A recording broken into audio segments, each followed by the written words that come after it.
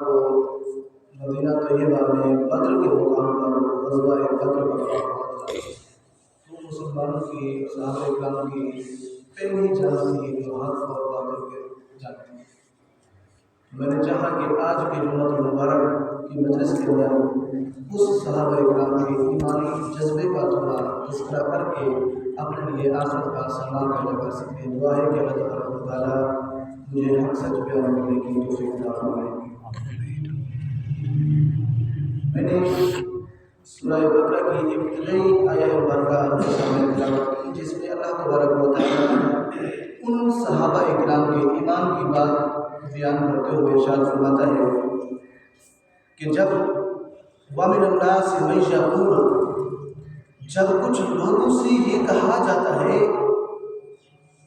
آمنا باللہ وبالیوم الآخر، اللہ تبارک و تعالیٰ ارشاد فرماتا ہے کہ کچھ لوگوں میں سے ایسے لوگ بھی ہیں جو یہ کہتے ہیں کہ آمنا باللہ وبالیوم الآخر، کہ ہم اللہ پر اور یوم آخرت پر ایمان لے آئے ہیں۔ تو اللہ فرماتا ہے وما ہم بمؤمنین، حالانکہ وہ ایمان والے نہیں ہوتے۔ لوگوں میں سے اللہ فرماتا ہے بعض لوگ یہ بیان کرتے ہیں، یہ کہتے ہیں کہ ہم اللہ پر بھی ایمان لے آئے ہیں اور یوم آخرت پر ایمان لے آئے ہیں۔ تو اللہ فرماتا ہے جو بندہ یہ کہتا ہے کہ میں اللہ پر بھی ایمان لے آیا ہوں اور یوم آخرت پر بھی ایمان لے آیا ہوں، وما ہم بالمؤمنین، وہ بندہ مومن نہیں ہے۔ حاضرین محترم یاد رکھیں، یہ آیہ مبارکہ اس دور میں نازل ہوئی جو دور بت پرستوں کا دور تھا، مشرکوں کا دور تھا۔ لوگ اللہ کے ساتھ کسی غیر کو شریک ٹھہراتے تھے۔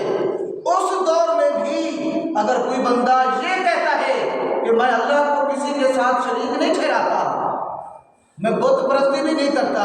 مشرکانہ فعل بھی نہیں کرتا، میں اللہ پر ایمان لاتا ہوں، اللہ کو مانتا ہوں اور یوم آخرت کو بھی مانتا ہوں، مگر اللہ تبارک و تعالیٰ پھر بھی ان کے بارے میں ارشاد فرما رہا ہے کہ بندہ میری وحدانیت کا، میری توحید کا اقرار کر کے بھی، یوم آخرت کا اقرار کر کے بھی بندہ مومن نہیں ہے، بندہ پھر بھی مومن نہیں ہے۔ اعمال بھی اس کے پاس ڈھیر ہیں مگر پھر بھی بندہ مومن نہیں ہے۔ تو آخر کیوں؟ وجہ کیا ہے؟ بہادر محترم، اللہ تبارک و تعالیٰ نے اگلی آیات مبارکہ میں اس کا جواب دیتے ہوئے ارشاد فرمایا کہ ایسے بندے جو میرے محبوب کا در چھوڑ کر، میرے محبوب کی بارگاہ کا ادب چھوڑ کر جو ڈائریکٹ مجھ تک پہنچنے کی بات کرتا ہے، جو ڈائریکٹ مجھ پر ایمان لانے کی بات کرتا ہے، تو مجھے ایسے بندوں کے ایمان کی ضرورت ہی نہیں ہے۔ اللہ رب العزت ارشاد فرماتا ہے سورہ نساء کے اندر کہ اے محبوب آپ فرما دیں وَإِذَا قِيلَ لَهُمْ تَعَالَوْا إِلَىٰ مَا أَنزَلَ اللَّهُ وَإِلَى الرَّسُولِ، کہ جب لوگوں کو دو دعوتیں دی جائیں، جب لوگوں کو دو طرف بلایا جائے، ایک اللہ کی طرف بلایا جائے اور ایک رسول اللہ کی طرف بلایا جائے، تو اے میرے حبیب رَأَيْتَ الْمُنَافِقِينَ يَصُدُّونَ عَنْكَ صُدُودًا، جو مومن منافق ہوں گے، جن کے دل میں نفاق ہوگا، جو بغض رکھتے ہوں گے تجھ سے، جو منافقت کرتے ہوں گے تجھ سے، اے محبوب تو عن قریب دیکھے گا ان کو، وہ میری طرف دوڑے دوڑے آئیں گے، تیری بارگاہ میں آنے سے کترائیں گے، گھبرائیں گے۔ تو سمجھ لینا وہ منافق ہوں گے۔ تو یہاں بھی ان منافقوں کی طرف اشارہ ہے کہ لوگوں میں سے جو یہ کہتے ہیں کہ ہم اللہ پر بھی ایمان لے آئے اور یوم آخرت پر بھی ایمان لے آئے، تو اللہ فرماتا ہے وَمَا هُم بِمُؤْمِنِينَ، ایسے لوگ مومن نہیں ہیں، ایمان کا ان سے رتی بھر بھی تعلق نہیں ہے۔ اگلی آیت مبارکہ میں اللہ رب العزت ارشاد فرماتا ہے صحابہ اکرام کے ایمان کو سناتے ہوئے کہ وَإِذَا قِيلَ لَهُمْ آمِنُوا كَمَا آمَنَ النَّاسُ، جب لوگوں سے کہا جاتا ہے کہ ایمان لے آؤ، صحابہ اکرام کی طرف اشارہ کر کے کہ ان لوگوں کی طرح، صحابہ اکرام کی طرح اللہ فرماتا ہے ایمان لے آؤ، تو پھر وہ کیا کہتے ہیں قَالُوا أَنُؤْمِنُ كَمَا آمَنَ السُّفَهَاءُ، ہم اس طرح ایمان لے آئے ہیں جس طرح یہ بے وقوف ایمان لے آئے ہیں۔ تو پھر اللہ فرماتا ہے الا انہم هم السفہاء ولکن لا یعلمون، خبردار میرے حضور کے غلاموں کو، میرے حضور کے دیوانوں کو، میرے حضور کے پروانوں کو بے وقوف کہنے والے، تم خود بے وقوف ہو، تمہیں اس بات کی خبر بھی نہیں ہے، تم اس بات سے لا علم ہو، بے وقوف تم خود ہو۔ اب حاضر محترم سوال یہ پیدا ہوتا ہے ذہن میں کہ کیا وجہ ہے ایک طرف بندہ خود کہہ رہا ہے کہ میں اللہ پر بھی ایمان رکھتا ہوں، یوم آخرت پر بھی ایمان رکھتا ہوں، اللہ فرماتا ہے مجھے تیرے اس ایمان کی ضرورت ہی نہیں ہے، تو ایمان والا بھی نہیں ہے۔ دوسری طرف صحابہ اکرام کے ایمان کو اللہ خود سراہ رہا ہے کہ جب لوگوں سے یہ کہا جاتا ہے ان لوگوں کی طرح، صحابہ اکرام کی طرح ایمان لے آؤ، تو لوگ کہتے ہیں ہم ان بے وقوفوں کی طرح ایمان نہیں لے آتے، تو اللہ فرماتا ہے جان لو بے وقوف تم خود ہو، میرے حضور کے غلام، حضور کے صحابہ، حضور کے دیوانے، حضور کے پروانے، حضور کے مستانے وہ بے وقوف نہیں ہے، تم خود بے وقوف۔ اب سوال پیدا ہوتا ہے کہ صحابہ اکرام کے ایمان میں ایسی کیا شے تھی، صحابہ اکرام کے ایمان میں ایسی کون سی چیز تھی جس چیز کی وجہ سے اللہ کو ان کے ایمان پر شک بھی نہیں تھا، اللہ بھی ان کے ایمان پر رشک کیا کرتا تھا، اللہ بھی ان کے ایمان پر خوش ہوتا تھا، اللہ بھی ان کے ایمان کی گواہی دیتا تھا کہ ایمان والے یہ ہیں جو مجھے اور یوم آخرت کو مانتے ہیں، وہ ایمان والے نہیں۔ تو سوال ذہن میں آتا ہے نا ایسی کیا چیز تھی ان کے اندر، ان کے ایمان میں، ان کے دل میں ایسی کون سی چیز تھی جس چیز کی وجہ سے اللہ رب العزت نے ان کے ایمان کو سراہا۔ تو حاضر محترم یاد رکھیں جس دن سے میرے اور آپ کے نبی حضرت محمد مصطفیٰ صلی اللہ علیہ وآلہ وسلم اعلان نبوت فرمایا، اس دن سے جو صحابی میرے آقا پر ایمان لاتا آیا، اس دن سے وہ مصیبتیں، وہ تکلیفیں، وہ پریشانیاں بھی برداشت کرتا رہا، حتیٰ کہ اپنے رشتہ دار بھی اسے چھوڑنا پڑے وہ حضور کی خاطر چھوڑ دیتا تھا، حتیٰ کہ اپنی جائیداد، اپنا مال، اپنا سب کچھ حضور صلی اللہ علیہ وسلم کی بارگاہ کے اندر لوٹانے کے لیے وہ تیار ہو جاتے تھے۔ کبھی شیب ابی طالب کے اندر 3 سال تک، ایک وادی ہے 2 پہاڑوں کے درمیان ابی طالب، اسے گھاٹی ابو طالب، شیب ابو طالب کہا جاتا ہے، وہاں 3 سال تک میرے آقا کو اور صحابہ اکرام کو، حضور کے دیوانوں کو، حضور کے غلاموں کو 3 سال تک قید و بند کی ضرورتیں برداشت کرنا پڑی، وہ بھی انہوں نے کی۔ کبھی انہوں نے اپنی مال کی پرواہ نہیں کی، کبھی انہوں نے اپنی جان کی پرواہ نہیں کی۔ حضرت بلال حبشی کی زندگی کا مطالعہ کر کے دیکھیں، بنو امیہ بن خلف کتنا ظلم کیا کرتا ہے، کتنا تکلیفیں کہ تپتی ہوئی ریت پر لٹا کر بھاری بھرکم پتھر اوپر رکھ دیا کرتے تھے، حتیٰ کہ گرم سلاخیں آگ سے تپا کر ان کی زبان مبارک پر ماری جاتی، ان کی زبان پر زخم دیا جاتے۔ حضرت ابوبکر صدیق کی ہسٹری پڑھ کے دیکھیں، کبھی غزوہ بدر کے اندر جس کا میں آج ذکر کرنے جا رہا ہوں، 313 صحابہ اکرام تھے، نہتے تھے، بے سر و سامان تھے، ان کے پاس اسلحہ نہیں تھا، ان کے پاس کھانے پینے کے لیے کچھ مال نہیں تھا، جانور نہیں تھے، تعداد بھی بڑی کم تھی، مگر ایمانی قوت بڑی مضبوط تھی، ایمانی جذبہ بڑا مضبوط تھا۔ اسی وجہ سے جب وہ لوگ اپنی عقل سے پرکھتے تھے کہ یہ بے سر و سامان 313 نہتے، کھانے پینے کا سامان بھی نہیں ہے، اتنے غریب، یہ حضور پر ایمان لے، یہ تو بے وقوفانہ ایمان ہے،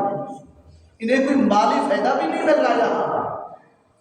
کوئی قوت بھی نہیں مل رہی، کوئی طاقت بھی نہیں مل رہی، بالکل مٹھی بھر تھوڑے سے لوگ ہیں، اور یہ ہم ہمارے بڑے بڑے سرداروں کو چھوڑ کر، جگیرداروں کو چھوڑ کر، وڈیروں کو چھوڑ کر، رؤسائے کفار مکہ کو چھوڑ کر ایک یتیم محمد کے پیچھے چل رہے ہیں، یہ تو بے وقوف لگ رہے ہیں۔ اسی صحابہ اکرام کے ایمان کو جب انہوں نے اپنی عقل سے پرکھا، اپنے اس دماغ سے جانچا تو پھر انہیں صحابہ اکرام کا ایمان بے وقوفانہ ایمان نظر آیا، تو پھر اللہ نے صحابہ اکرام کا دفاع کرتے ہوئے انہیں جواب دیا الا انہم هم السفہاء ولکن لا یعلمون، کہ خبردار میرے حضور کے غلاموں کو ایمان کو بے وقوفانہ ایمان نہ کہو، وہ بے وقوف نہیں ہے، ان جیسا اس کائنات میں دانا زیرک کوئی عقل مند ہے ہی نہیں، ان جیسا کوئی عاشق، ان جیسا کوئی دیوانہ، ان جیسا کوئی پروانہ اور مستانہ ہے ہی نہیں، بے وقوف تم خود ہو مگر تمہیں اس بات کا ادراک نہیں علم ہے۔ اور حاضر محترم 17 رمضان المبارک کا دن تھا، 2 ہجری تھی، جب میرے آقا کریم صلی اللہ علیہ وسلم مکہ سے مدینہ المنورہ کی طرف ہجرت کر کے گئے تھے، تو دوسرا سال تھا، 17 رمضان کی تاریخ تھی، صحابہ اکرام روزے کے ساتھ تھے، روزے بھی رکھتے تھے، اور یہ نہیں کہ روزہ ہماری طرح صبح سحری کی تو پیٹ بھر کر کھایا، جب افطاری کی تو پھر بھی پیٹ بھر کر کھایا، نہیں، حدیث پاک میں آتا ہے، تاریخ پڑھ کے دیکھیں، صحابہ اکرام بڑے غریب لوگ تھے، ایک کھجور کا دانہ چوس کر روزہ رکھتے، شام کو اسی کھجور کے دانے کو چوس کر روزہ افطار کرتے، اسی روزے کی حالت میں کفار کے ساتھ جنگ کرتے۔ 17 رمضان مبارک کا دن آیا، کفار کے ساتھ حق و باطل کا پہلا معرکہ ہوا، پہلی جنگ ہوئی، مسلمانوں کی تعداد 313 تھی، ادھر کفار کی تعداد 1000 تھی، وہ اسلحہ سے مزین تھے، لیس تھے، ساری پوری کی پوری ان کی فوج مسلح تھی، مگر ادھر مسلمانوں کے پاس تلواریں بھی نہیں تھیں، نیزے بھی نہیں تھے، تیر بھی نہیں تھے، کھانے پینے کا سامان بھی نہیں تھا، بس 2-3 اونٹ اور چند گھوڑے تھے اور چند ایک تلواریں تھیں، مگر جذبہ ایمانی بڑا مضبوط تھا، بڑا قوی تھا ان کا ایمان۔ ادھر رسول اللہ صلی اللہ علیہ وسلم مسلمانوں کی لیڈر تھے، مسلمانوں کے قائد تھے، رہنما تھے، قیادت کر رہے تھے مسلمان قافلے کی، ادھر کفار مکہ کے قافلے کی قیادت ابو جہل کر رہا تھا۔ اس جنگ کا سبب اور وجہ یہ ہوئی، جب سے تاجدار کائنات نے اعلان نبوت کیا تو کفار مکہ کے بڑے بڑے سردار اور لیڈر جب انہوں نے دیکھا کہ ہماری سرداری خطرے میں پڑ رہی ہے، ہماری جاگیرداری خطرے میں پڑ رہی ہے، تب سے وہ حضور کے جانی دشمن بن گئے، اور حتیٰ کہ جب حضور نبی اکرم صلی اللہ علیہ وسلم اتنا بڑھایا اللہ کے حکم سے حضور نبی اکرم نے مکہ چھوڑ کر مدینہ چلے گئے، جب مدینہ گئے تو وہاں پھر مسلمان اور اسلام بڑی تیزی سے پھیل رہا تھا، جو در جو گروہ در گروہ لوگ اسلام میں داخل ہو رہے تھے، مسلمانوں کا قافلہ بڑا بڑھتا جا رہا تھا۔ جب کفار مکہ نے دیکھا کہ اب مسلمان تعداد میں بڑھتے جا رہے ہیں تو انہوں نے سازش کی کہ کسی طرح ہم مسلمانوں کو کچل ڈالیں، اسلام کا مسلمانوں کا نام و نشان ہی باقی نہ رہا۔ ادھر مسلمانوں کے پاس مال تجارت نہیں ہوتا تھا، معاشی طور پر یہ کمزور تھے، اقتصادی طور پر کمزور تھے، مگر کفار مکہ وہ تو بڑے بڑے رئیس تھے، سردار تھے، جاگیردار تھے، وڈیرے تھے، ان کا مال تجارت بھی بہت زیادہ تھا، اور وہ مکہ سے مال تجارت لے کر شام کی طرف جاتے اور بیچا کرتے تھے، مگر وہ مال تجارت جو مال لینے کا راستہ تھا، بیچنے کا جو راستہ تھا، وہ مدینہ کے قریب ہو کر گزرتا تھا۔ جب انہوں نے مسلمانوں کی قوت کو بڑھتے ہوئے دیکھا تو انہوں نے سوچا کہ ایک وقت آئے گا یہ مسلمان اتنے مضبوط ہوں گے کہ کہیں یہ ہمارا راستہ بند نہ کر دیں، ہمیں معاشی طور پر، ہمیں اقتصادی طور پر، مالی طور پر کمزور نہ کر دیں، ہم ان کے پنجوں میں دب نہ جائیں، اس وقت کے آنے سے پہلے ہم مسلمانوں کو ہی ختم کرنا۔ پھر انہوں نے یہ پلان کیا کہ اس سال ہم سارے قبیلے والے لوگ زیادہ سے زیادہ مال دیں اور شام جا کر بیچیں، اور اس سے جو پیسہ آئے گا اس سے ہم اپنا اسلحہ خرید کر مسلمانوں کے خلاف جنگ کریں گے اور مسلمانوں کو تباہ کریں گے۔ 1000 اونٹ سامان کا لدا ہوا ابو سفیان کی قیادت میں شام کی طرف بھیجا۔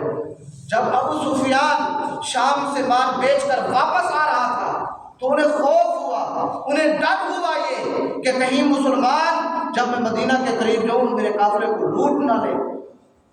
میرا مال جو پیسہ ہے بینک بیلنس وہ چھین نہ لیں، لوٹ نہ لیں۔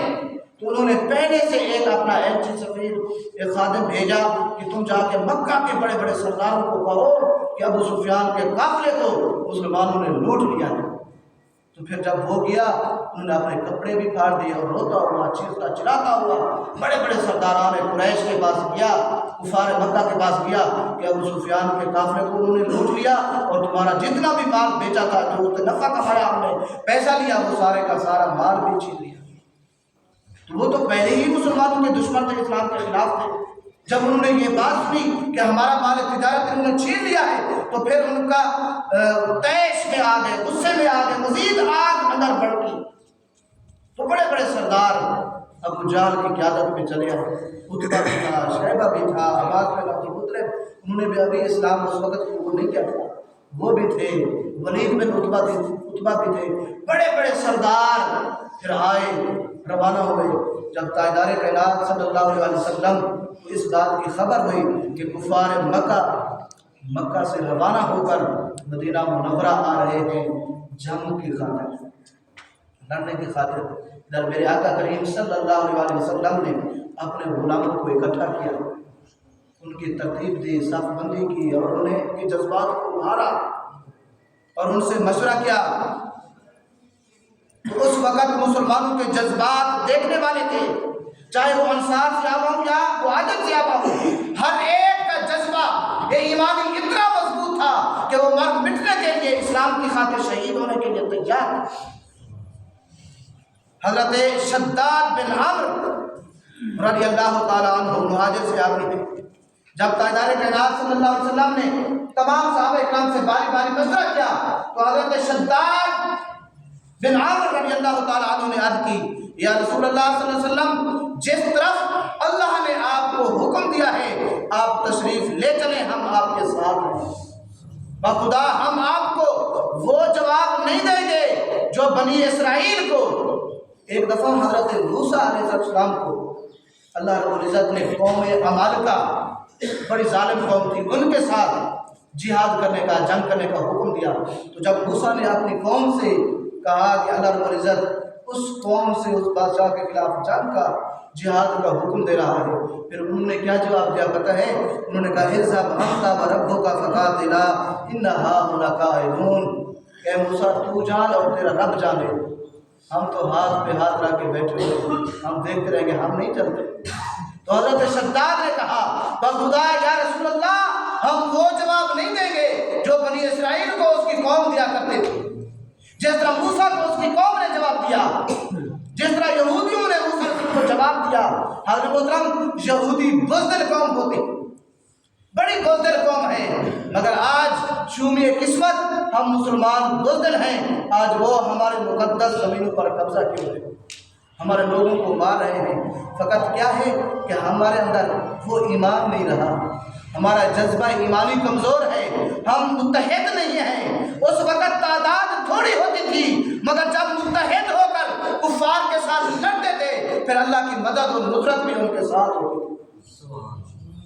آج جب ہم آپس میں لڑ رہے ہیں، آپس میں ایک دوسرے کو قتل کر رہے ہیں، آپس کی سازشوں کے اندر گھرے ہوئے ہیں، تو پھر کفار نے موقع کا فائدہ اٹھاتے ہوئے،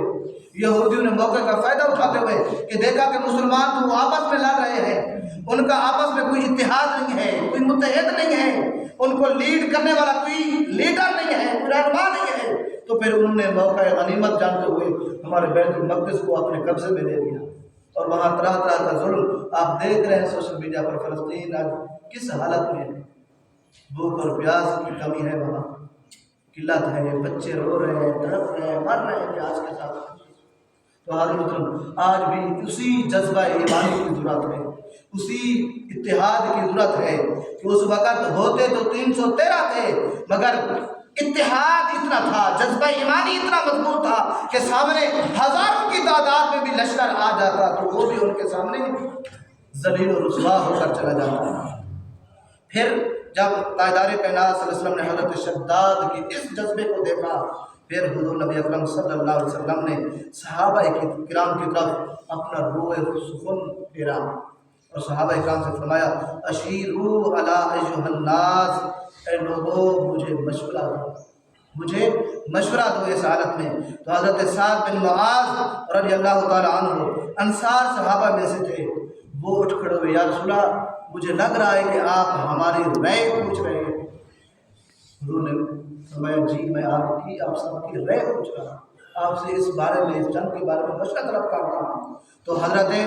سعد بن معاذ رضی اللہ تعالیٰ عنہ عرض گزار ہوئے، بے شک ہم آپ صلی اللہ علیہ وسلم پر ایمان لے آئے ہیں، ہم نے آپ کی تصدیق کی ہے، ہم نے گواہی دی ہے، جو دین لے کر آپ تشریف لائے ہیں وہ حق ہے، اور اس پر ہم آپ کے ساتھ وعدے کیے ہوئے ہیں، ہم نے آپ کی اطاعت اور فرمانبرداری کا عہد کیا ہے۔ یا رسول اللہ جس طرف ارادہ آپ کا ہے آپ تشریف لے چلیں، ہم آپ کے ساتھ ہیں، ہمیں اللہ رب العزت کی قسم، اس ذات کی قسم جس کے قبضہ قدرت میں ہماری جان ہے، ہم آپ کو پیچھے نہیں چھوڑیں گے، ہم آپ کو رسوا نہیں کریں گے، ہم بھی آپ کے ساتھ ہوں گے۔ بڑا طویل خطبہ دیا۔ تاجدار کائنات صلی اللہ علیہ وسلم اپنے غلاموں کے ان جذبات کو جب سنا، حضور نبی اکرم صلی اللہ علیہ وسلم کا چہرہ صحابہ اکرام فرماتے ہیں ایسا چمک اٹھا جیسے چودھویں کا چاند چمک اٹھا۔ حضور صحابہ اکرام کے جذبہ ایمانی کو دیکھ کر اتنے خوش ہوئے کہ آپ کا چہرہ اتنا چمکا جیسے چودھویں کا چاند چمک رہا ہوتا۔ اور یہ تھے جوانوں کے جذبات۔ اب بچوں کے جذبات بھی ملاحظہ فرمائیں، وہ کم عمر 9 عمر بچے ہوتے، ان کے جذبات بھی ایسے ہوتے۔ حضرت محترم ایک بچے ہیں حضرت رافع، ان کا جذبہ بھی بڑا تھا جہاد کرنے کا، جنگ کرنے کا، وہ بھی شہید ہونے کی نیت سے اس جنگ میں شریک ہونا چاہتے تھے، مگر انہیں ڈر تھا کہ میں کم عمر ہوں، بچہ ہوں، حضور مجھے اجازت نہیں ہے جہاد کی۔ مگر ان کے چچا حضرت سیدنا زبیر بن رافع وہ حضور نبی اکرم صلی اللہ علیہ وسلم کی بارگاہ میں آ کے گزار ہوئے، یا رسول اللہ صلی اللہ علیہ وسلم کہ یہ ہے تو بچہ مگر بڑا تیر انداز ہے، تیر چلانا اچھی طرح جانتا ہے۔ پھر میرے آقا کریم صلی اللہ علیہ وسلم حضرت رافع فرماتے ہیں میرے پاؤں میں جوتے نہیں تھے، موزے پہنے ہوئے تھے، میں اپنی ایڑیوں پر کھڑا ہو گیا، یعنی اپنی ایڑیاں اونچی کر لی تاکہ میں لمبا نظر آؤں حضور کو، اور حضور مجھے اجازت دے دی۔ پھر حضور نے اسے اجازت دے دی۔ جب حضور نے اجازت دی تو اسی طرح ایک اور چھوٹا بچہ تھا حضرت سامورہ بن جندب، وہ پھر بڑی حسرت بھری نگاہوں سے اپنے سرپرست کے پاس، اپنے چچا یا رشتہ داروں کے پاس گئے اور ان سے دست گزار ہوئے کہ حضرت رافع کو اجازت مل گئی، آپ بھی حضور نبی اکرم کی بارگاہ میں جا کر میرے لیے اجازت کو مرحمت فرمائیں اور حضور سے عرض کریں کہ حضرت رافع اور میری کشتی مقابلہ کروانے، اگر میں جیت جاؤں تو مجھے بھی اجازت دے دیجیے جان کی۔ تو جب حضور کو یہ بتایا گیا کہ اس بچے کی بھی جذبات اسی طرح ہیں، یہ بھی شامل ہونا چاہتا ہے، اور وہ اس نے آفت دے رکھی ہے کہ میرا مقابلہ رافع سے کیا جائے، میں کشتی لڑتا ہوں، اگر میں جیت جاؤں تو اجازت دے دینا ورنہ میں گھر رہوں گا پیچھے۔ تو حضور نے کہا چلو مقابلہ کرو۔ جب مقابلہ کیا حضرت سامورہ بن جندب جیت گئے، سامورہ بن جندب وہ جیت گئے، حضرت رافع تھے۔ پھر حضور نبی اکرم صلی اللہ علیہ وسلم نے اسے بھی اجازت دے دی۔ ایک اور بچہ تھا جس کا نام ہے حضرت سیدنا عمیر بن ابی وقاص، حضرت سعد بن ابی وقاص کے چھوٹے بھائی تھے۔ حضرت سعد بن ابی وقاص فرماتے ہیں میں دیکھ رہا تھا جب حضور صفوں کو ترتیب دے رہے تھے تو یہ میرا چھوٹا بھائی عمیر وہ چھپ رہا تھا، آدمیوں کے پیچھے چھپ رہا تھا۔ میں نے پوچھا اس عمیر کیوں چھپ رہا ہے، کیا وجہ ہے؟ اس نے کہا میں چھپ اس لیے رہا ہوں کہ کہیں حضور مجھے دیکھ نہ لیں اور مجھے اجازت نہ دیں کہ تو چھوٹا ہے پیچھے گھر کھڑا رہے، مگر میں چاہتا ہوں کہ میں اسلام کی خاطر اپنی جان بھی دے دو قربان کر دوں۔ تو حضرت محترم جب حضور کی نظر اس بچے پر پڑی، حضور نے کہا تو چھوٹا ہے مجھے اجازت نہیں ہے۔ حدیث پاک میں آتا ہے وہ بچہ اتنا رویا حتیٰ کہ حضور نبی اکرم کو اسے اجازت دے رہا۔ جب اس بچے کے جذبات کو دیکھا، اس کے جذبہ ایمانی کو دیکھا، اس کے جذبہ جہاد کو دیکھا، اتنا رو رہا تھا، بلک بلک کر رو رہا تھا، آنسو اس کے بہہ آ گئے، تب حضور نے کہا اچھا تجھے بھی اجازت ہے۔ جب اسے اجازت دی تو وہ بچہ پھر جنگ لڑتے وہیں جیسے اس کی خواہش تھی کہ میں شہادت نوش کروں، تو پھر وہ بھی اسی جنگ کے بدر میں شہید ہو۔ بالآخر حاضرین محترم کفار کی طرف عتبہ، شیبہ اور ولید بن عتبہ وہ تینوں مقابلے کے لیے آئے، اور ادھر مسلمانوں کی طرف سے حضرت علی، حضرت حمزہ اور حضرت عبیدہ بن جراح یا کوئی اور صحابی، یہ تینوں ان کے مقابلے میں آئے اور ان کفار کو واصل جہنم کیا۔ پھر ابو جہل کو بڑا غرور تھا، اپنے اوپر گھمنڈ تھا، تو ان کو دو چھوٹے معصوم بچوں سے اللہ رب العزت نے مروایا، قتل کروایا۔ حاضر محترم بالآخر مسلمان یہ پہلا معرکہ جو حق اور باطل کے ساتھ ہے، تعداد ظاہراً تھوڑی تھی۔ جب انہوں نے حضور کی بارگاہ میں آ کر عرض کی یا رسول اللہ ہماری تعداد تھوڑی ہے، تو اپنے بصری تقاضے کے مطابق کہ ہم ہار جائیں گے، آپ اللہ سے ہمارے لیے مدد اور نصرت مانگیں۔ پھر تاجدار کائنات ساری رات اسلام کی خاطر، اسلام کی سربلندی کی خاطر دعائیں مانگتے رہے اور اللہ کی بارگاہ میں عرض کرتے رہے، باری تعالیٰ اگر یہ مٹھی بھر لوگ آج جو تیرا نام لے رہے ہیں، اگر کل انہیں فتح نہ ہوئی، یہ شہید ہو گئے، تو قیامت تک تیرا نام لینے والا تو باقی۔ پھر اللہ رب العزت نے فرشتے مسلمانوں کی مدد کے لیے بھیجے، فرشتے اسلام کی مدد کے لیے بھیجے۔ حضرت محترم آج بھی ہمیں اسی جذبہ ایمانی کی ضرورت ہے، جب ہمیں اسی اتحاد کی، اسی متحد ہونے کی ضرورت ہے۔ آج ہم مسلمان ذلیل اور رسوا کیوں ہو رہے ہیں؟ جگہ جگہ ہمارا کشت و خون، قتل و غارت کیوں ہو رہی ہے؟ آپ برما دیکھیں، شام دیکھیں، دمشق دیکھیں، بغداد دیکھیں، ایران دیکھیں، ادھر ہندوستان دیکھیں اور فلسطین دیکھیں، کیوں مسلمان ذلیل و رسوا ہیں؟ تو سبب یہی ہے کہ ہمارا ایمان کمزور پڑ گیا ہے، ہماری ایمانی طاقت، ایمانی قوت وہ نہیں رہی، ہمارے اندر وہ اتحاد، وہ جماعت، وہ متحد جو پہلے سے مسلمان ہوا کرتے تھے وہ نہیں رہی ہمارے اندر۔ آج بھی اگر ہم اسی ایمانی جذبے کے ساتھ، اسی اتحاد کے ساتھ کفار کے ساتھ مقابلہ کریں، لڑیں، تو پھر شاید کہتا ہے فضائے بدر پیدا کر، فضائے بدر پیدا کر، فرشتے تیری نصرت کو اتر سکتے ہیں گردوں سے قطار اندر قطار اب بھی۔ اگر آج بھی انہی بدر والی فضا کو پیدا کر، انہی بدر والے مسلمانوں کا جذبہ پیدا کر، جس طرح ان کی مدد فرشتوں نے کی، اللہ رب العزت نے ان کی مدد فرشتوں کے ذریعے کی۔ صحابہ اکرام فرماتے ہیں ابھی ہم تلوار میان سے نکالتے تو دیکھتے کفار کی گردن پہلے سے اتر گئی، وہ فرشتے اتار دیا کرتے تھے۔ تو آج بھی شاعر کہتا ہے کہ تیری مدد ہو سکتی ہے فرشتوں کے، مگر تو وہ ایمان کو پیدا کر، وہ جذبہ تو پیدا کر۔ دعا ہے کہ اللہ تبارک و تعالیٰ اسلام کو ایک مرتبہ پھر سربلندی عطا فرمائے۔